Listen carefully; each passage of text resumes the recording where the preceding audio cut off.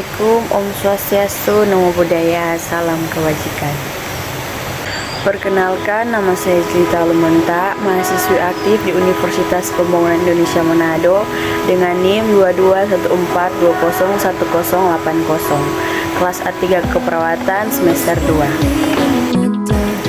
Tujuan saya membuat video presentasi ini untuk memenuhi tugas ujian akhir semester dengan mata kuliah Ilmu Dasar Keperawatan dengan dosen pengampu Dr. Lady Gelapian, Eskep Mars.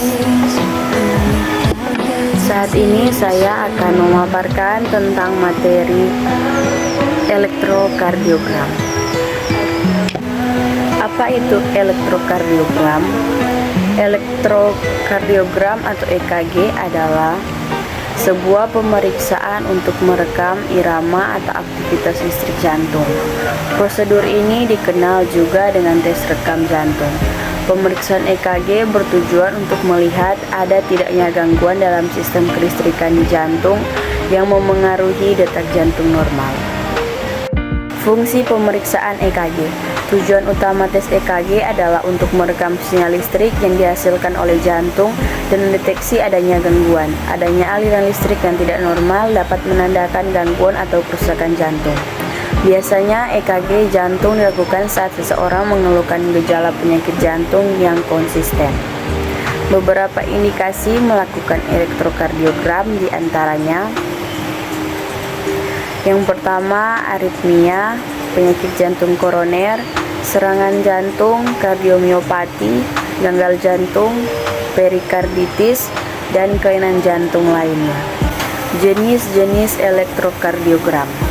Yang pertama, stress test. Stress test adalah pemeriksaan EKG yang dilakukan saat pasien beraktivitas di treadmill, baik berjalan maupun berlari atau mengayuh sepeda statis.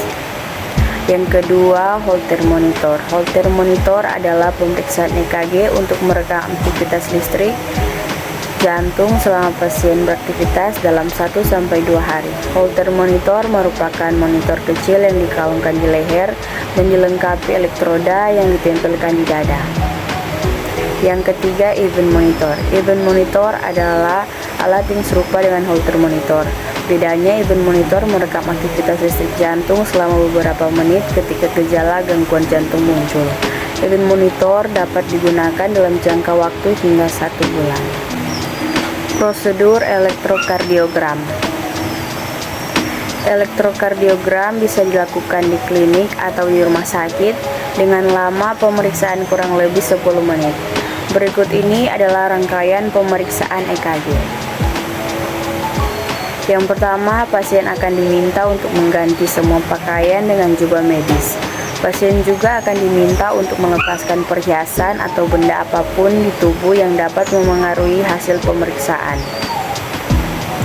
Selanjutnya, pasien akan diminta untuk berbaring di tempat tidur.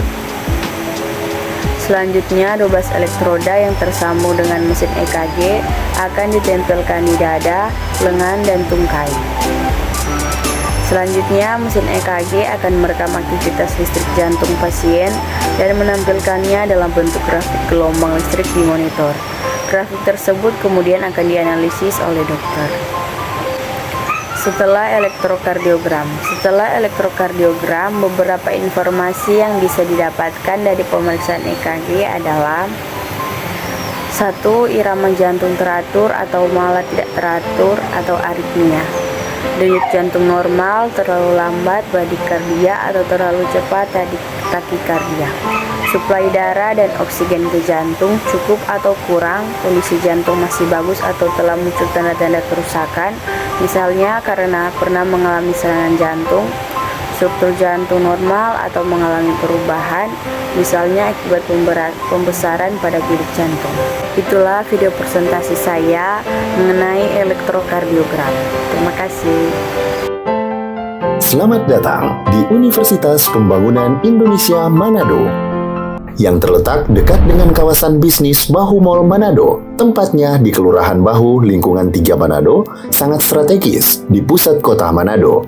Dibangun di atas lahan seluas 2,5 hektar, Universitas Pembangunan Indonesia Manado berdiri megah dengan ruangan 7 lantai, terdiri dari ruangan kelas, ruangan kantor, perpustakaan, laboratorium komputer, laboratorium keperawatan, pengadilan semu, dan laboratorium bahasa, kantin, serta rooftop di lantai atas.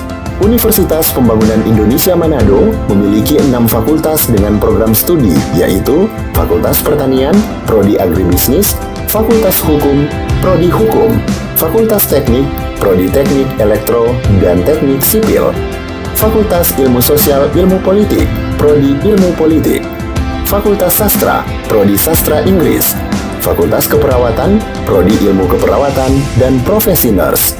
Didukung oleh sumber daya manusia yang berkompeten dan tersertifikasi, Universitas Pembangunan Indonesia Manado memiliki dosen dan tenaga kependidikan dengan latar belakang S2 dan S3 lulusan dalam dan luar negeri. Proses belajar mengajar dilaksanakan dengan teknologi informasi merujuk perkembangan dunia modern saat ini, dilakukan dengan sistem e-learning dan sistem ujian online atau ULAIN. Hasil tracer student Universitas Pembangunan Indonesia Manado dan fakultas menyebutkan lulusan UNPI sudah tersebar di dalam dan luar negeri.